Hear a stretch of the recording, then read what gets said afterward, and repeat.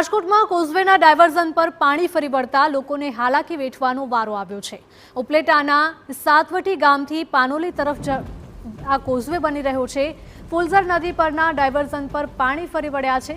કોઝવેની ધીમી ગતિએ કામગીરી કરવા જતા ગ્રામજનોમાં પણ આક્રોશ જોવા મળી રહ્યો છે। મોટી સંખ્યામાં લોકોએ કોઝવે પર બેસીને રામધૂન બોલાવી વિરોધ કર્યો હતો।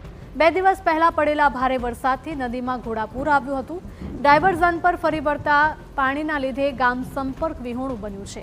કોઝવે ન બનતા એમ્બ્યુલન્સને ગામમાં પહોંચવામાં પણ મુશ્કેલી પડી રહી છે। લોકોએ ધારાસભ્ય મહેન્દ્ર પાડલિયા વિરુદ્ધ સૂત્રોચ્ચાર કર્યા હતા।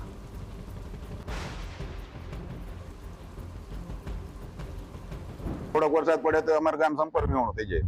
અમારી પાસે બીજો રસ્તો છે નહીં આનો, અને કરવું તો કઈ રીતના કરવું એમ તંત્ર કોઈ ધ્યાન દેતું નથી। ધારાસભ્ય તો આવીને એમ કહે છે કે અવડા ગામને આ ગ્રાન્ટની જરૂર જ શું છે, અવડા પુલને એવી રીતના બોલે છે એમ। અને 2.5 વર્ષ થઈ ગયા, 2.5 વર્ષની અંદરમાં અમારા ગામમાં એકવાર ધારાસભ્ય આવેલા નથી એમ। માંગમાં તો હું જલ્દીમાં જલ્દી આ કામ પૂરું કરાવો એમ।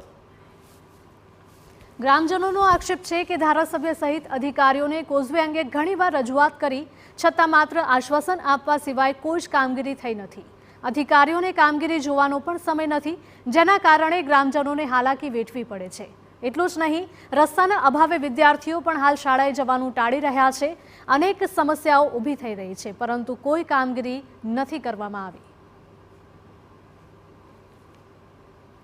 કોણ રિસ્યુ કરતા જ નથી। તૂટાણા પછી આ ગામમાં આવ્યા નથી, આભાર વિધિ કરી નથી, 1 પણ રૂપિયાની ગ્રાન્ટ નથી આપી, કોઈ પણ આગેવાનોનો ફોન નથી ઉપાડતા। હાલ જે રીતે ગઈકાલે ગામ સંપર્ક વિહોણું બન્યું હતું, પાણી ફરી વળ્યા હતા, કેટલી કલાક સુધી ગામ સંપર્ક વિહોણું હતું, ત્યારબાદ તમે શું કહ્યું?